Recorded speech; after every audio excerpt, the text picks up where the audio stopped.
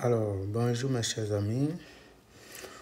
Aujourd'hui, nous allons continuer avec le cours sur l'arithmétique. Plus précisément, nous allons échanger sur la notion de diviseur et de multiple d'un entier donné. Puis nous allons aborder la notion de congruence. Évidemment, nous allons donner quelques exemples sur chacune de ces notions. Comme vous le savez tous, lorsque je prends par exemple 12, c'est égal par exemple à 4 multiplié par 3. Lorsque vous écrivez un nombre entier sous la forme d'un produit de deux autres nombres entiers, par exemple,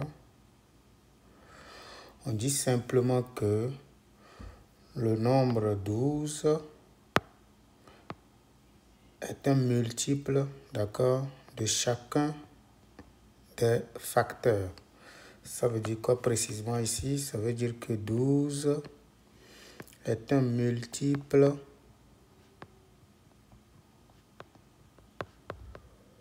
de 4.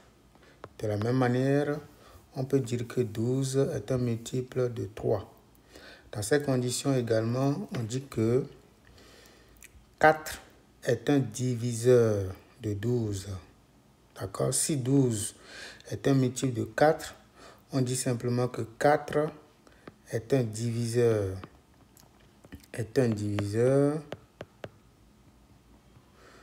de 12. On peut dire également que 3 est un diviseur de 12. Et lorsqu'on a un diviseur, notre mission, bien la mission d'un diviseur, c'est de diviser. On dit également que 4 divise 12.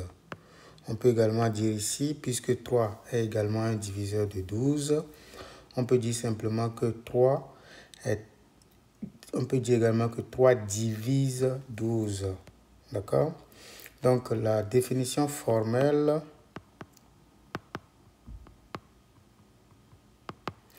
lorsque vous prenez par exemple A et B, deux entiers relatifs,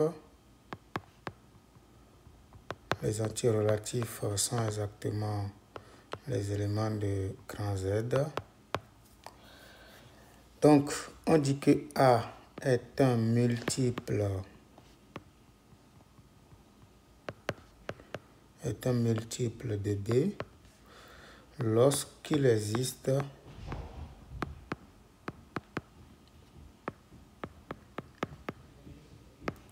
un autre entier, ou bien un entier tout simplement, un entier relatif encore, K tel que 2 points, A égale K multiplié par B. Voilà. Donc, dans ces conditions-là, on dit que A est un multiple de l'entier B. Si nous écrivons A sous la forme d'un produit de nombres entiers. D'accord? Donc, beaucoup plus formellement mathématique, donc on va dire simplement que A est multiple de B si et seulement si il existe K éléments de Z tel que A égale K multiplié par B.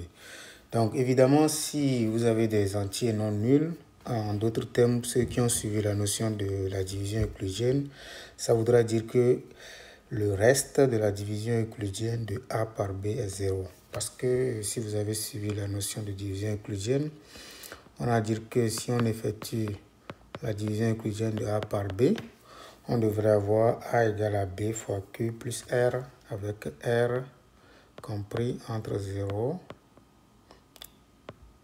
et la valeur absolue de B. Voilà.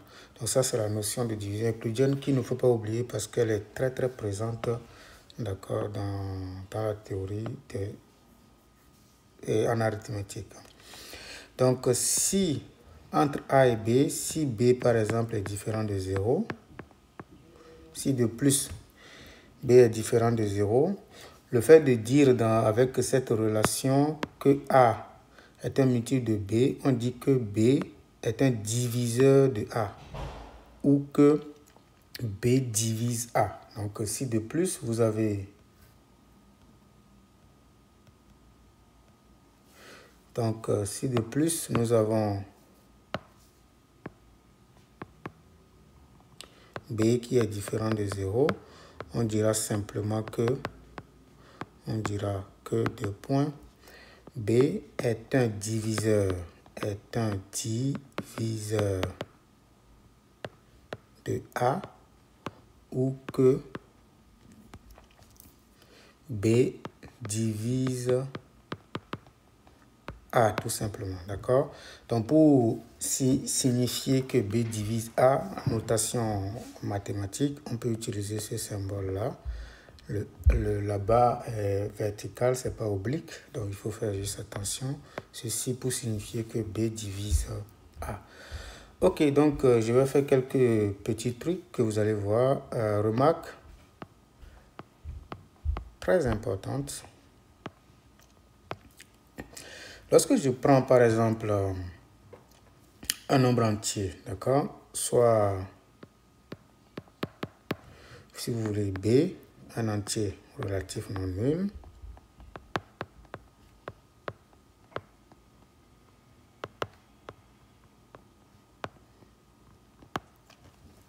qu'est-ce qui se passe? Nous savons tous que on peut essayer de donner, d'accord, quelques multiples par exemple de B.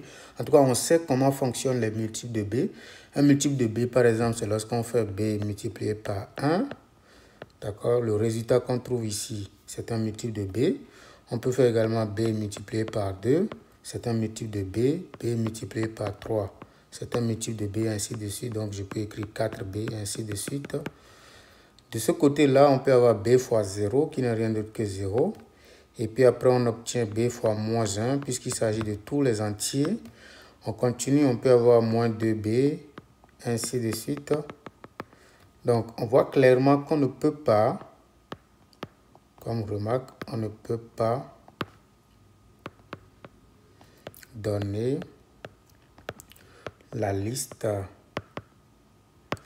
de tous les multiples de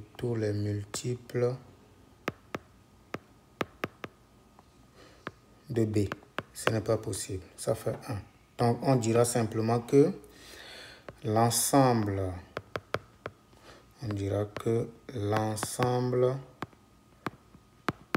de tous les multiples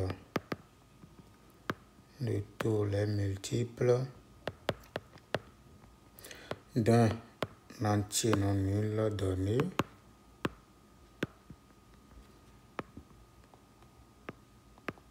est infini. Cet ensemble est infini.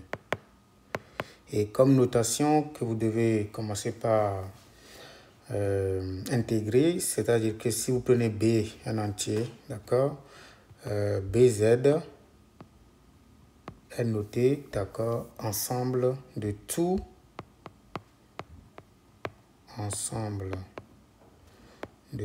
les multiples de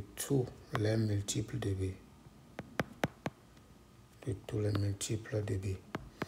Et vous pouvez remarquer que 2Z, c'est ça exactement. L'ensemble de tous les multiples de B, c'est évidemment encore ensemble de tous les nombres pairs. D'accord, ça vous le savez déjà.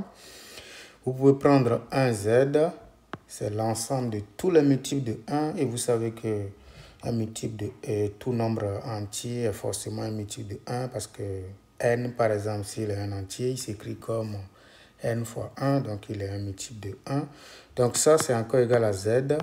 Et bien entendu, c'est encore égal à moins 1 multiplié par z. C'est-à-dire que l'ensemble de tous les multiples de 1, c'est encore exactement l'ensemble de tous les multiples de moins 1.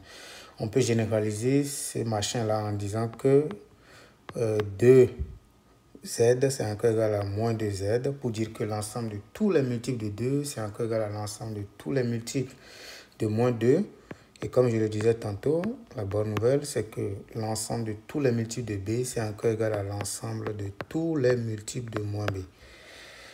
Donc, on va évoluer. La deuxième chose que je voulais signaler ici, c'est que si b, par exemple, est égal à 0, évidemment, on peut faire la même chose, d'accord? On peut chercher à lister tous les multiples. On peut essayer, d'accord, de voir comment on peut donner, comment se comportent les multiples de 0, par exemple. Il s'agit évidemment de faire 0 fois 1, 0 fois 2, 0 fois 3, ainsi de suite. De ce côté-là, on va y avoir 0 fois 0 qui vaut 0, 0 fois moins 1,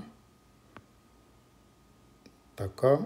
Donc, vous avez ici 0 multiplié par moins 1, 0 multiplié par moins 2, ainsi de suite. Mais la bonne nouvelle, c'est que tout ça, c'est 0, d'accord? Ça veut dire quoi? Que 0z n'est rien d'autre que le singleton 0. C'est-à-dire que le nombre 0, d'accord, possède exactement un seul multiple qui n'est rien d'autre que 0 lui-même. Donc, ça nous permet de bien comprendre ce qui se passe avec les multiples.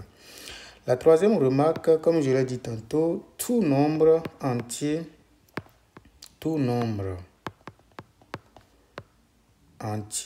qu'il soit nul ou non, d'accord, entier relatif, est un multiple de 1. Est un multiple de 1. Ça, on vient de le dire, ça découle, on peut voir que ça découle de ceci par exemple. Mais c'est bien de signifier ça parce qu'on va beaucoup l'exploiter. Est un multiple de 1 et de moins 1.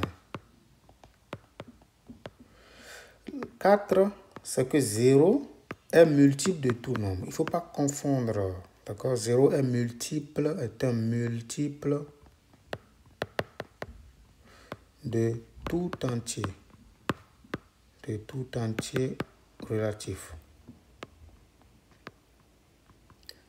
Donc j'insiste dessus parce que, vous voyez, on n'a pas dit que tout entier est multiple de 0. Non, ce n'est pas ce qui est dit. Mais 0, lui, il est multiple de tout entier. 0 admet un seul multiple. C'est 0 lui-même. Mais 0, à son tour, est multiple de tout entier. Maintenant, tout nombre entier relatif est nécessairement un multiple de 1 et de moins 1. Maintenant, comme exemple, donc on peut commencer par écrire des choses. Donc, quand je prends par exemple 2, je ne peux pas donner tous les multiples de 2, évidemment. Je vais essayer de regarder maintenant les diviseurs. Je vais prendre maintenant b égale par exemple 7. Ou si vous voulez, je vais simplement donner 8 par exemple. Pour donner les diviseurs de 8, tout le monde le sait. Je peux commencer par regarder. Quand je prends 8, je peux décomposer de toute façon. Et puis, je vais dire que 8 est égal à 2 au cube. Donc, puisque c'est égal à 2 au cube, les diviseurs positifs sont 1, 2, 4 et 8 lui-même. Mais puisqu'ici, nous voulons déterminer tous les multiples, il va y avoir également les nombres opposés. Donc, ça donne exactement moins 1, moins 2, moins 4 et moins 8. Donc, ça, c'est exactement tous les diviseurs, d'accord, de 8, d'accord. On dénombre exactement 8, parce que 1, 2, 3, 4, 5, 6, 7, 8. On dénombre exactement 8 diviseurs, d'accord, avec 4 diviseurs positifs. Donc ici, nous avons les diviseurs positifs. Ici, nous avons les diviseurs négatifs. Voilà, donc on peut, en tout cas, d'accord, lister, on peut donner la liste, même si ça va être... la liste va être grande pour certains nombres parce que ça va dépendre de la taille aussi du nombre. Quand même, on sait que le nombre de diviseurs d'un entier donné est fini. Donc, on peut quand même lister, même si on doit passer des jours, ainsi de suite. On peut quand même donner la liste de tous les diviseurs.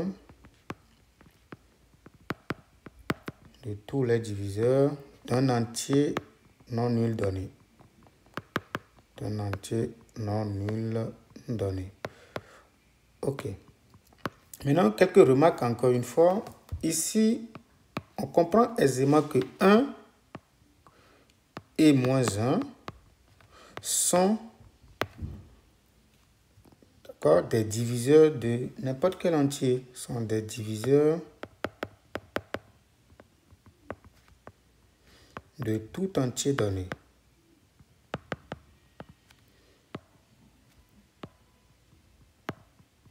Parce que si vous prenez n'importe... Parce que être diviseur, il ne faut pas oublier, hein, si B est diviseur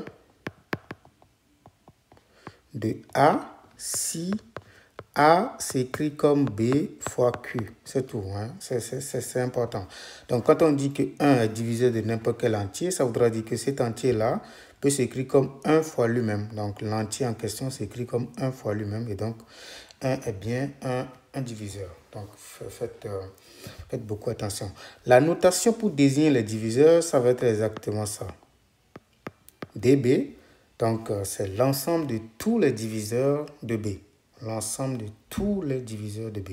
C'est très important. Donc, il faut savoir déterminer les diviseurs d'un nombre donné. Donc, je vais en même temps vous apprendre quelque chose qui m'est très cher. D'accord? Donc, on va déterminer tous les diviseurs de 28, par exemple. Premièrement, on va commencer par écrire une décomposition, comme on a l'habitude de le faire. On va simplement écrire une décomposition de 28 en produit de facteurs premiers. C'est vrai qu'après, on va aborder les nombres premiers de façon concrète, mais on n'est pas en terminale sans connaître quand même les nombres premiers. Donc, on va toujours commencer avec la décomposition. Donc, nous avons 28. Si vous voulez, on peut faire ça, divisé par 2. Ça donne 14. 14 par 2, c'est égal à 7. 7 par 7, c'est égal à 1. Et donc, on peut dire que 28, c'est égal exactement à 2 exposant 2 multiplié par 7. La bonne nouvelle, c'est qu'à partir de cette décomposition-là, vous pouvez déterminer la liste de tous les diviseurs de 28. Et deuxième remarque, c'est que essentiellement, si vous avez déjà les diviseurs positifs, tout ce qui suit, c'est que vous allez juste les affecter d'un signe moins pour composer ou bien pour écrire les diviseurs négatifs. Donc, comme remarque, si vous regardez ici, le diviseur de 8, par exemple, se scinde en deux. Il y a le diviseur positif, il y a le diviseur négatif. Mais les diviseurs négatifs ne sont rien d'autre que les opposés des diviseurs positifs. Donc, essentiellement, dans la suite, si on vous demande, par exemple, de déterminer les diviseurs d'un entier donné, il suffit de se concentrer sur le diviseur positif. Parce que du moment où vous mettez la main sur le diviseur positif, vous pouvez écrire les diviseurs négatifs en les affectant, en affectant juste les autres par un signe moins. Donc, ce qu'il faut comprendre, c'est que les diviseurs de 27, de 28 vont s'écrire sous cette forme. Je vais écrire d'abord les diviseurs positifs, c'est important. Positifs de 28 sont sous la forme. Il faut bien regarder.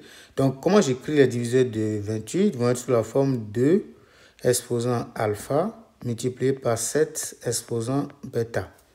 Parce que si je dois constituer les diviseurs de 27 ici, je vais me concentrer sur la décomposition là. Mais quelles vont être les valeurs de alpha et bêta? Alpha va prendre les valeurs 0, 1 jusqu'à 2, c'est-à-dire jusqu'à l'exposant, d'accord, que nous avons obtenu ici. Mais ça débute à partir de 0. Et le bêta, lui, il commence toujours par 0 également, mais il va prendre fin à 1 parce que l'exposant de 7 dans la décomposition, c'est juste 1. Donc, on s'arrête à 1. Donc, ça vous permet de savoir comment est-ce que ça se passe. Donc, à partir d'un petit tableau,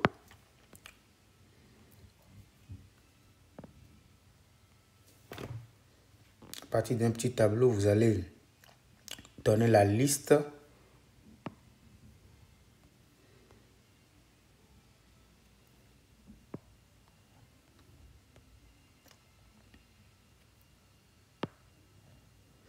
Donc ici, vous avez ceci.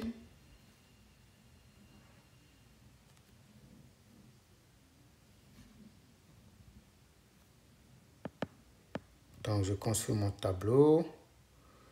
Puis nous avons ça. Vous allez voir que c'est beaucoup plus pratique et facile à faire.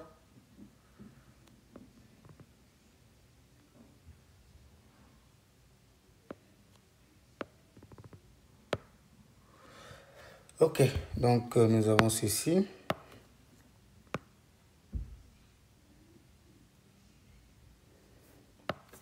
Bon, j'ai mon tableau qui vaut ça. Donc ici, vous allez mettre dans les cases de cette ligne-là, nous allons mettre les exposants parce que l'alpha prend les valeurs de 0 à 1. Donc nous allons mettre ici 2 exposants alpha. Et en dessous, nous allons mettre 7 exposants bêta. 2 exposants alpha, c'est pour dire que si l'on fait varier par exemple alpha de 0 jusqu'à 2, que vaut 2 exposants alpha. Donc ça veut dire quoi? C'est quoi exactement 2 exposants 0? Ça fait 1. Après, nous allons prendre 2 exposants 1. Ça fait 2. Après, le dernier, c'est 2 exposants 2 qui nous donne exactement 4. On fait la même chose pour 7, mais on va se concentrer sur les différentes valeurs prises par bêta. Donc, ça va faire 7 exposants 0. Après, 7 exposants 1. Donc, je change de couleur. 7 exposants 0, c'est 1. Et 7 exposants 1, c'est 7. Donc, nous allons simplement faire le produit. Et ce qu'on retrouve dans ce petit tableau-là, d'accord, c'est ça qui constitue les diviseurs positifs. Il ne faut jamais oublier ça, c'est très important. Donc, quand je fais le produit, c'est facile. Ça fait 1, 2, 4. Ici, j'obtiens 7, 14 et puis 28. Donc, je vais dire ici que les diviseurs positifs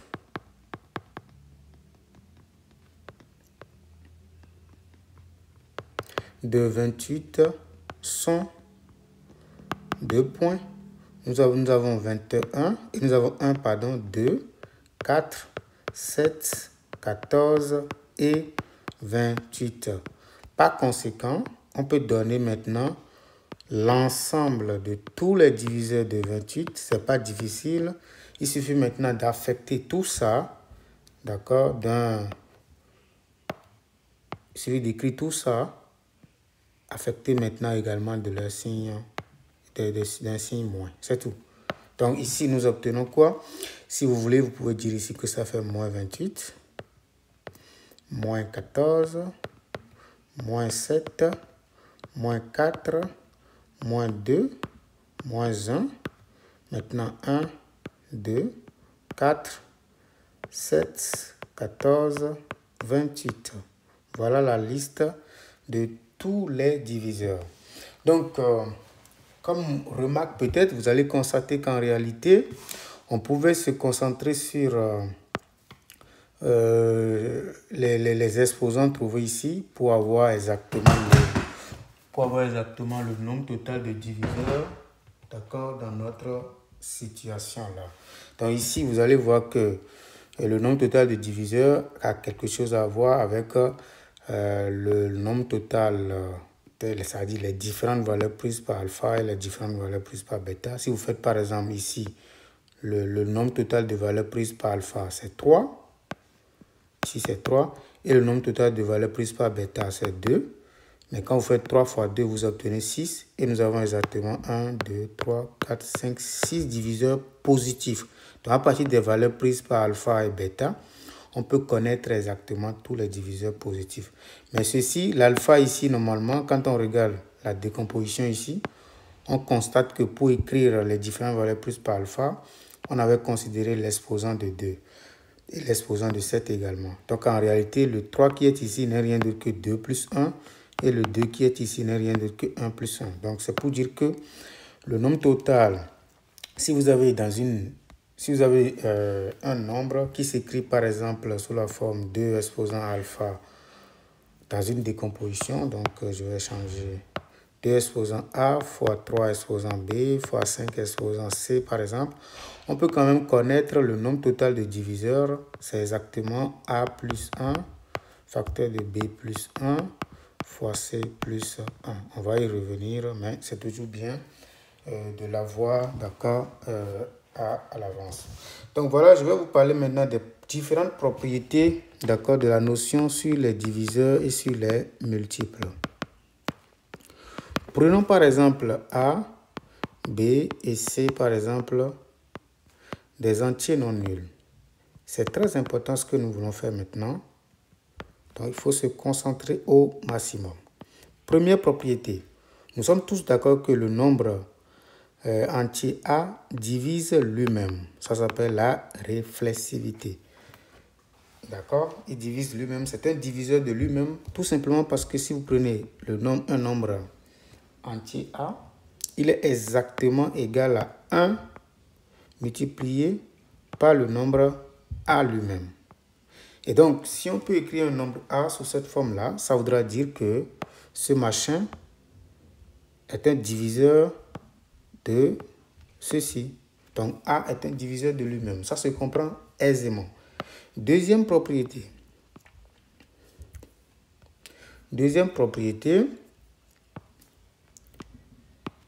Si vous prenez A, si A est un diviseur de B, si A divise B,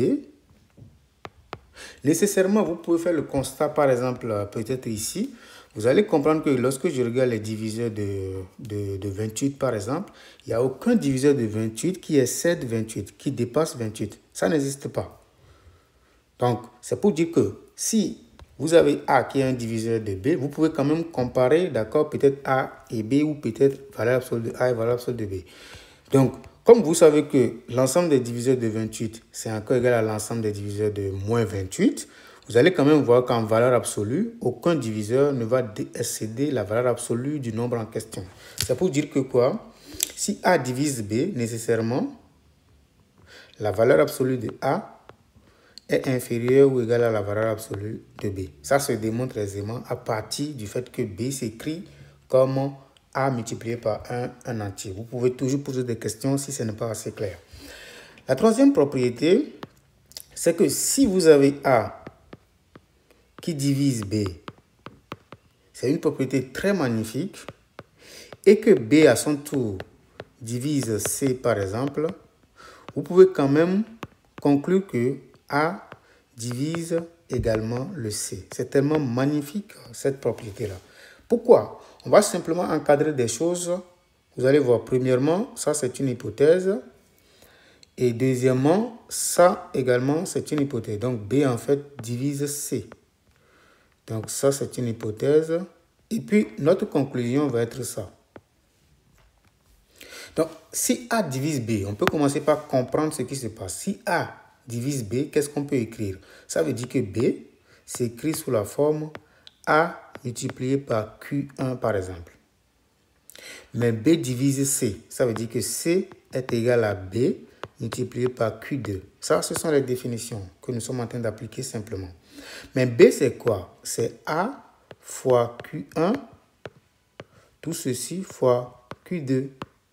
C'est bon? Et donc, on peut dire que ça, c'est égal à A facteur de Q1, Q2. Donc, on voit clairement que C s'écrit comme A multiplié par quelque chose. Ce qui montre clairement que A est vraiment un diviseur de C. Donc, ça se démontre aisément. On appelle ça la transitivité. Donc, le fait que A est déjà un diviseur de B, si vous savez que B est un diviseur d'un autre entier, par exemple C, vous pouvez conclure que l'entier de départ, qui est A, est également un diviseur de l'entier final, qui est C. Donc, vous pouvez vous-même voir les choses très clairement en regardant, par exemple, vous pouvez voir que 2, par exemple, est un diviseur de 26. Bon, 26 peut-être est trop gros. Je vais prendre 16 pour pouvoir faciliter mes calculs. Et 16 à son tour, vous le savez très bien. 16 par exemple est un diviseur de 32 par exemple. D'accord? Donc, vous êtes tous d'accord que 2 est évidemment un diviseur de 32. Donc, toutes ces propriétés que nous venons de donner, il ne faut pas se concentrer seulement sur les terminologies parce qu'on peut donner la même formule en disant tout simplement que A est un multiple de A. Et ici, au lieu de dire A divise B, on va dire si B est un multiple de A, alors la valeur absolue de B est forcément supérieure ou égale à la valeur absolue de A. Ici, on peut dire que si B est un multiple, parce que dire que A divise B, c'est quand même aussi que B est un multiple de A. Donc, B multiple de A et C multiple de B entraîne que C sera multiple de B. Donc, terminologie, il faut quand même les adapter. L'une des propriétés magnifiques que j'adore avec l'arithmétique, c'est lorsqu'on vous dit par exemple que A divise par exemple, premièrement, B. En même temps, il divise C. Donc, si A, lui seul, il divise le B et le C, alors il faut savoir que A, il va forcément diviser non seulement la somme, également la différence, mais ce qui est beau dedans, c'est que A va diviser n'importe quelle combinaison linéaire de B et de C. Ça veut dire quoi? Vous pouvez combiner, vous pouvez prendre le B, vous le multipliez par P. Vous pouvez prendre le C maintenant et vous le multipliez par Q. Sachez que A va continuer à diviser ceci, quel que soit l'entier P et Q que vous allez choisir. C'est un théorème, c'est un résultat très, très magnifique. Pourquoi? Vous pouvez démontrer, ce n'est pas du tout difficile. De base, qu'est-ce que nous savons? Nous savons que le A divise par exemple B. Comme A divise B, on peut dire que B s'écrit sous la forme A multiplié par Q1. Le même A divise encore C. Ça veut dire que C s'écrit sous la forme A multiplié par Q2. Si vous faites maintenant P multiplié par B plus Q multiplié par C, ça veut dire quoi? Ça fait P multiplié par le B, c'est quoi ici? C'est ça exactement ici. C'est A fois Q1 plus Q multiplié par C. C, c'est quoi? C'est A multiplié par Q2. Mais puisque nous avons ça, nous pouvons maintenant factoriser par A. Si nous factorisons par A, ça nous donne PQ1 plus QQ2. Donc, on constate que PB plus QC est égal à ça. Donc, ça veut dire quoi exactement? Que A est d'office un diviseur du nombre entier PB plus QC. C'est vraiment un théorème vraiment magnifique qu'il faut connaître par cœur. C'est vraiment important. Très, très important. Donc, à partir de ce moment-là, nous allons commencer par faire un petit exercice qui va nous permettre de voir si nous comprenons effectivement ce qui se passe, d'accord, avec ces différentes notions-là. Donc, il ne faut pas oublier, vous pouvez faire des démonstrations, évidemment, vous pouvez manipuler le raisonnement par récurrence lorsque vous travaillez. Donc, il ne faut pas perdre de vue le raisonnement par récurrence. D'ailleurs, c'est le tout premier exercice que je vous propose où on manipule le raisonnement par récurrence avec tout ce que vous savez faire. Je peux peut-être faire la première question. Vous allez voir que tout le reste, ça ne va pas être difficile si vous réfléchissez un tout petit peu. Donc, première question. On nous dit de démontrer par récurrence que pour tout entier naturel, d'accord, n au cube plus 5n est un multiple de 6. Vous voyez, on pouvait dire que 6 divise, c'est la même chose lorsqu'on va dire que 6 divise n au cube plus 5n. On nous dit de faire un raisonnement par récurrence. Premièrement, donc raisonnons par récurrence, d'accord, Pn c'est quoi? Comme je vous l'avais appris, il faut poser Pn correctement, c'est-à-dire la propriété à démontrer. Quelle est notre propriété ici? C'est n au cube plus 5n est un multiple de 6. On veut faire cette démonstration-là, on veut montrer que Pn est vrai pour tout entier naturel. Donc, premièrement, je commence par la première étape. Étape numéro 1. pour n égale à 0, c'est-à-dire la toute première valeur prise par n. Pour n égale à 0, qu'est-ce que nous avons? N au cube plus 5n, c'est égal à quoi? Ça fait 0 au cube plus 5 fois 0, ce qui nous donne 0. Mais est-ce que 0 n'est pas un multiple de 6? La réponse est oui. Donc, or, 0 est un multiple de 6. On l'a dit tantôt que 0 est multiple de tout nombre. Or, 0 est un multiple de 6. Par conséquent,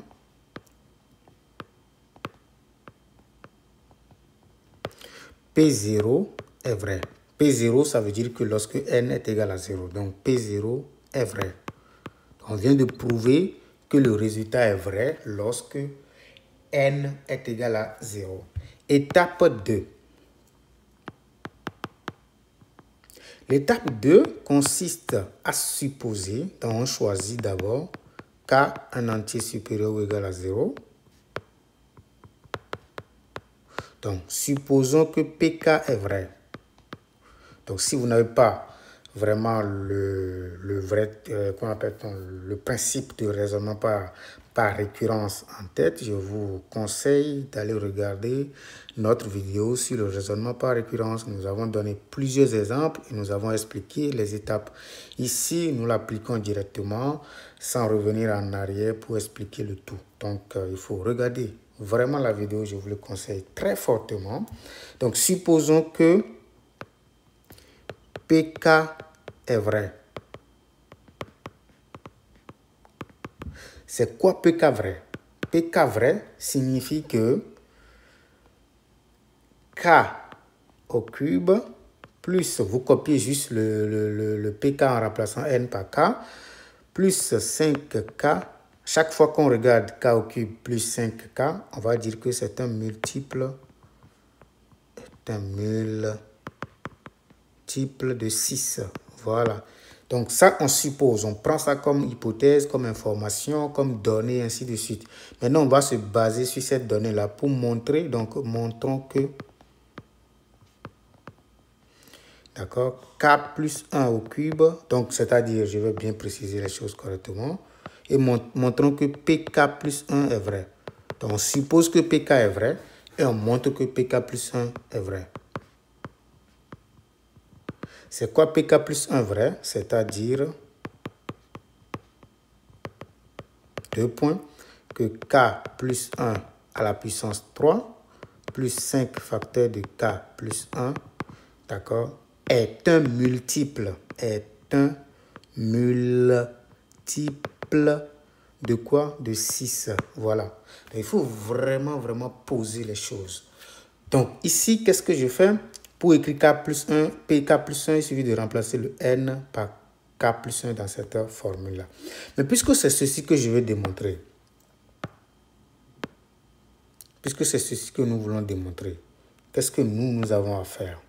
Nous allons écrire k plus 1 au cube plus 5 facteurs de k plus 1. Nous allons travailler cette écriture. Donc, je vais utiliser les belles propriétés, d'accord, pour développer une expression. Vous pouvez juste vous rappeler de cette formule-là que je rappelle au rouge ici, a plus b au cube. C'est exactement a au cube plus 3a carré b plus 3ab carré plus b au cube. Pas du tout compliqué. Sinon, vous faites 2 fois le développement en cédant par quelque chose au carré fois tout là. Donc, ça, c'est la formule que je vous rappelle cadeau. Donc, je continue avec mon truc là. Je le prends comme ça et puis je le ramène quelque part ici. Voilà. Donc, je le prends et puis j'utilise la formule là. Donc, ça fait k au cube plus 3. A au carré, ça fait k carré. B, c'est 1. Donc, 3k carré. Plus 3. A, c'est k. B carré, ça fait 1. Donc, 3k plus b au cube. B au cube, ça fait 1 au cube qui donne 1. Ça, c'est le premier. Donc, plus maintenant, ici, je développe. Donc, vous avez 5 fois k plus 5. Donc, plus 5k plus 5. Maintenant, qu'est-ce que nous allons faire? Puisque nous savons, d'accord, par hypothèse, que tout ça, c'est un multiple de 6, nous allons le mettre simplement de côté. Si nous retrouvons, par exemple, k au cube plus k, plus 5k, nous allons le mettre de côté. Donc ici, nous avons k au cube plus 5k. On le met de côté, ça fait k au cube plus 5k. Voilà. Plus maintenant, donc nous allons mettre ensemble ça et ça.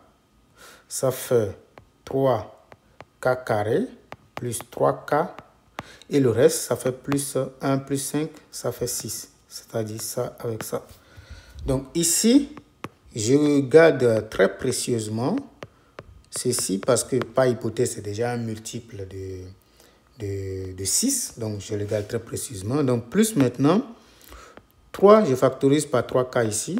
3k facteur de k plus 1 plus 6. Donc première information, k au cube plus 5k est un multiple de 6. Voilà. Deuxième information, lorsque je regarde 3k, 3 c'est déjà un multiple de 3. D'accord? Mais lorsque je regarde k multiplié par k plus 1, vous voyez clairement que c'est deux nombres consécutifs. C'est-à-dire, quand vous regardez le k et le k plus 1, ces deux nombres-là sont consécutifs. Donc, si vous avez deux nombres qui sont consécutifs, nécessairement l'un d'entre eux est pair. Si vous prenez 2 et 3, les deux nombres sont consécutifs, nécessairement l'un d'entre eux est pair. Si vous prenez 7 et 8, du moment où ils sont consécutifs, l'un est forcément pair. C'est pour vous dire que quoi? 3 est un multiple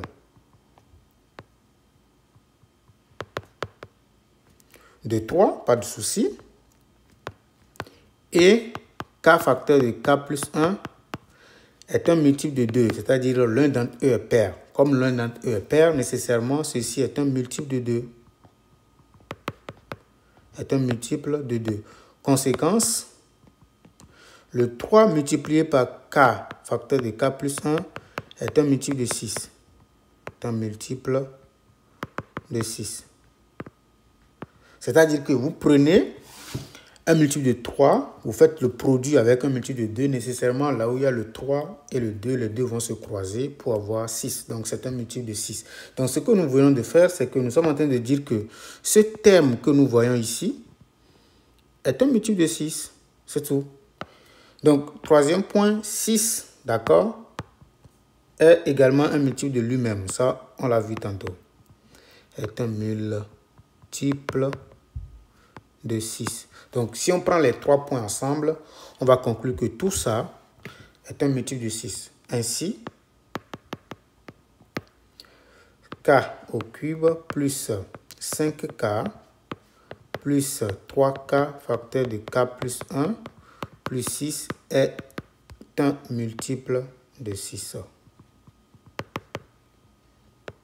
Donc, on vient de prouver en fait que, alors, pk plus 1 est vrai. C'est tout. L'étape 3, c'est l'étape de conclusion.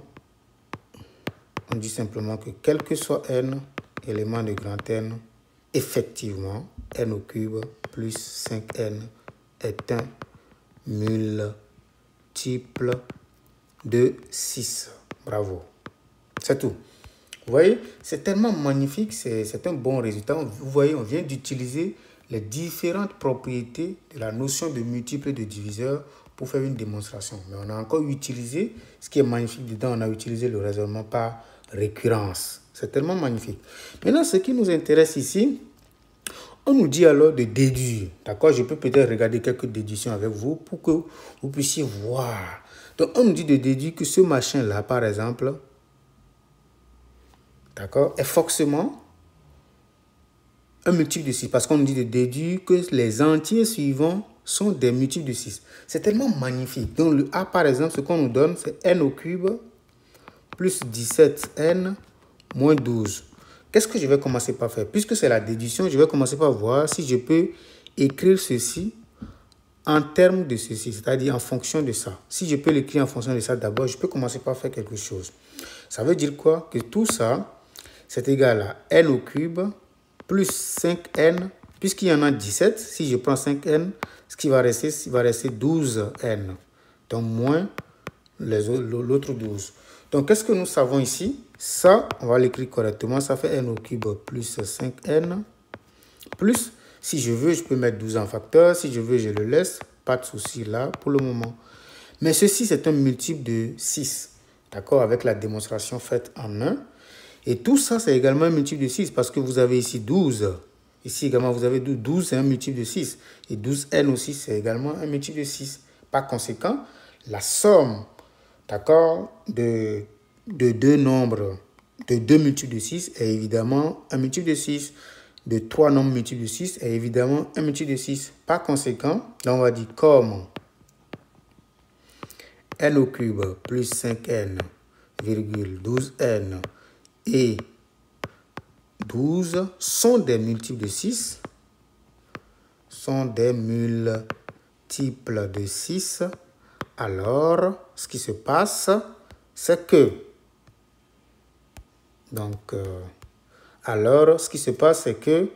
n à la 3 plus 17n moins 12 est aussi multiple de 6. Voilà un peu ce que je voulais vous dire sur les multiples de 6.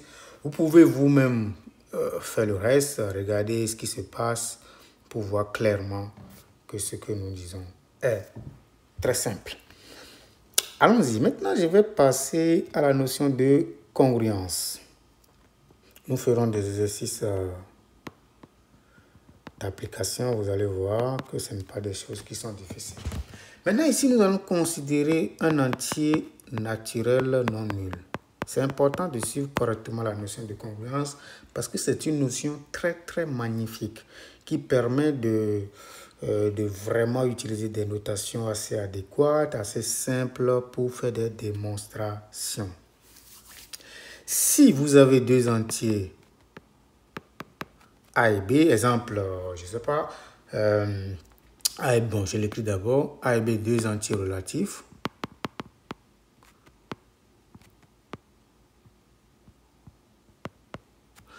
On dit que A est congru à B modulo n. Donc, c'est important de comprendre les choses. Premièrement, c'est le A qui est congru à B, modulo n. D'accord? Modulo n. Pour signifier que si en calculant A moins le B, le résultat que vous trouvez est un multiple, si A moins B est un multiple de n. C'est tout. C'est tout. Ce n'est pas quelque chose qui est difficile. C'est juste les notions de base. On a juste introduit des vocabulaires, de nouvelles terminologies. Dans exemple concret, je prends par exemple 12 moins, d'accord, moins disons 5. D'accord? Qu'est-ce que j'obtiens? J'obtiens 7. Et 7 est un multiple de 7. Alors, est un multiple de 7. Alors, on conclut que 12, donc ça, dans ce constat-là, ou bien dans cette égalité, le 12 remplace exactement le A. Et le 5 remplace exactement le B. Donc, vous avez, et évidemment, j'ai pris 7 comme le N. Donc, on va dire ici que, nous allons dire ici que 12 est congru à 5 modulo 7. C'est tout. Je donne un autre exemple. Je vais dire ici que 13, par exemple, moins 4, c'est égal à combien? Si je fais 13 moins 4, ça fait 9. Et 9 n'est pas un multiple de 5. N'est pas un multiple.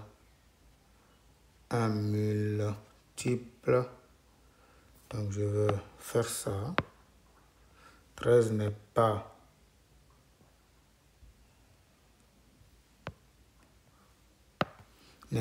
un multiple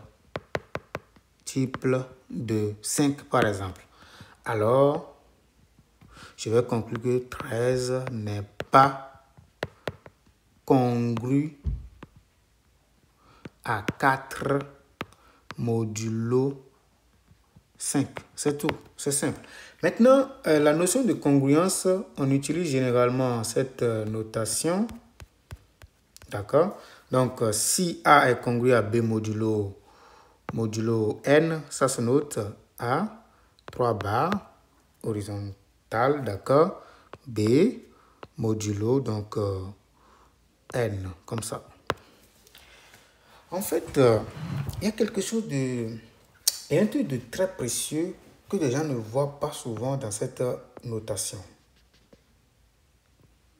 D'accord? Non seulement on dit que A est congru, ça se note comme ça, A est congru à B modulo N, ça voudra dire que A moins B s'écrit sous cette forme. N multiplié par quelque chose. Parce qu'on dit que A moins B doit être un multiple de quoi? De N. Donc A moins B est égal à N fois Q. Si on récupère ensemble le A, tout le monde voit que ça fait NQ plus B. En réalité, cette égalité-là nous rappelle quelque chose. Évidemment, ça nous rappelle la notion de division euclidienne. Il reste simplement à ajouter la condition. Donc, si de plus, 0 est inférieur ou égal à, disons, B, le B qui est ici, strictement inférieur à N, alors la relation ou bien la relation A congru à B modulo N permet de conclure que B est le reste de la division euclidienne de A par N. Très important. C'est vraiment important. Si vous avez A qui est congru à B modulo N et que B possède cette propriété, à cette propriété-là, alors désormais, c'est B qui représente le reste de la division euclidienne de A par N. Et c'est vraiment cette question-là que des gens posent très souvent dans des exercices. C'est vraiment important de comprendre ça en même temps parce que vous allez beaucoup l'exploiter. Maintenant, quelques propriétés rapides de la notion de congruence. Quelques propriétés rapides. Propriété.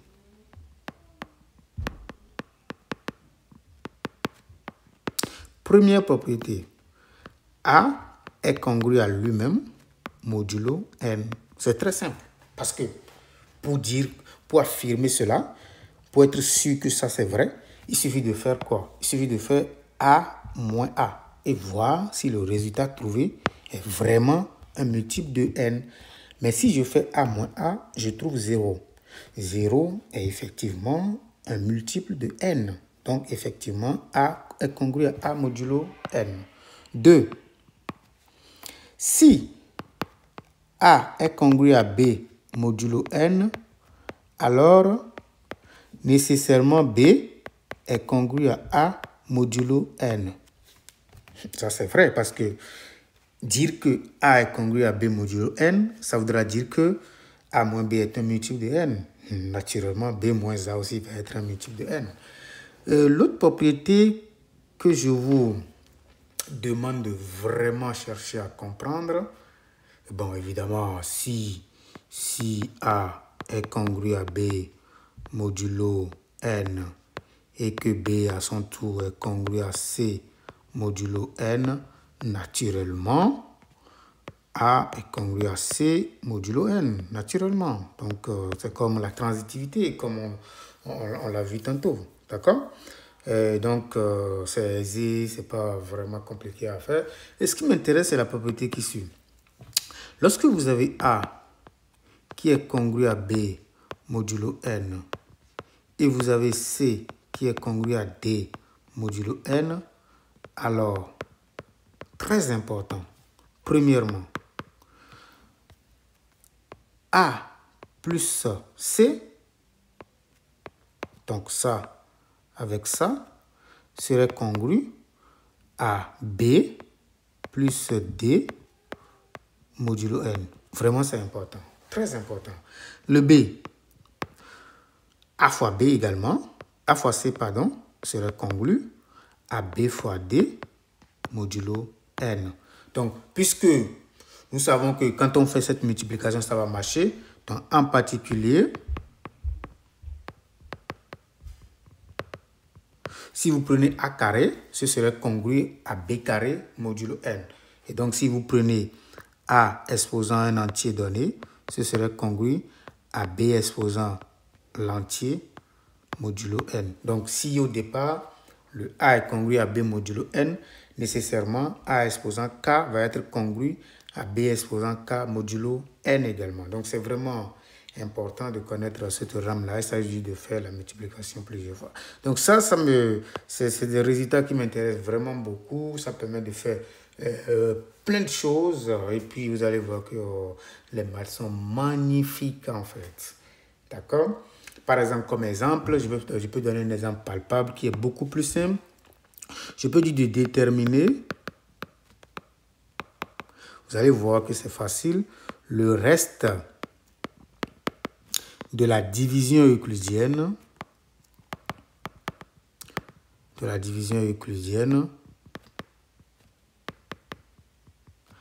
de 7 exposant 2024 par 6.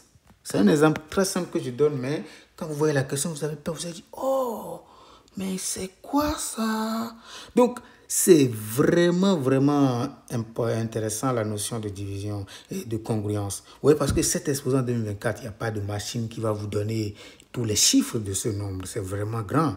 Mais on peut démontrer en utilisant tout ce que nous avons vu aujourd'hui, que 7 exposant 2024, on peut déterminer, le reste de la division euclidienne de 7 exposant 2024 par 6. Pourquoi? Parce que si vous regardez ce qu'on a vu aujourd'hui, je vais rappeler ça rapidement. Je vous ai dit ici que si vous réussissez, par exemple, à écrire A qui est congru à B modulo N, par exemple, si de plus vous avez B qui est compris, si B est entre 0 et N, nécessairement, c'est B qui représente le reste de la division euclidienne de A par N. C'est tout. D'accord? Donc, c'est ce que nous allons faire. Donc, ici, par exemple, lorsque je prends, par exemple, 7, je vais commencer par faire la division. Je vais commencer par chercher le reste de la division euclidienne de 7 par 6. Et donc, si vous faites ça très bien, vous allez voir que 7 moins 1, c'est égal à 6. D'accord? Et 6 est un multiple, d'accord? Et 6 est un multiple de 6. Est un multiple de 6. Donc, on peut conclure que 7 est congru à 1 modulo 6. D'accord? Mais qu'est-ce qui se passe? Je vais prendre... Moi, ce n'est pas 7 on me demande. On ne me demande pas de chercher le reste de la division euclidienne de 7 par 6. Mais c'est 7 exposant 2024. Mais puisque 7 est déjà congru à 1 modulo 6, je vais utiliser ce théorème-là. Celui que je viens d'encadrer. Puisque si A est congru à B modulo N, on peut prendre n'importe quel exposant. Mais faites attention, on n'a pas dit de prendre l'exposant ici également. Donc c'est ça le jeu, il faut faire attention. C'est juste l'exposant au niveau de A, l'exposant au niveau de B. Donc ici, je vais prendre 7 exposant 2024 alors, et je vais dire que c'est congru à 1 exposant 2024 modulo 6. Donc je descends un peu, je vais dire que ça fait 7 exposant 2024 serait congru. Donc 1 exposant 2024, c'est juste à calculer, c'est 1, ça ne change pas grand-chose. Congru à 1 modulo, voilà. Donc je viens de montrer que 7 exposant 2024 est congru à 1 modulo 6. Avant d'affirmer que 1 est le reste de la division euclidienne de 7 exposant 2024 par 6, il faudrait que je vérifie d'abord que 0 est vraiment inférieur ou égal à 1 et que 1 à son tour est strictement inférieur à 6. Mais c'est le cas. Donc, le reste de la division,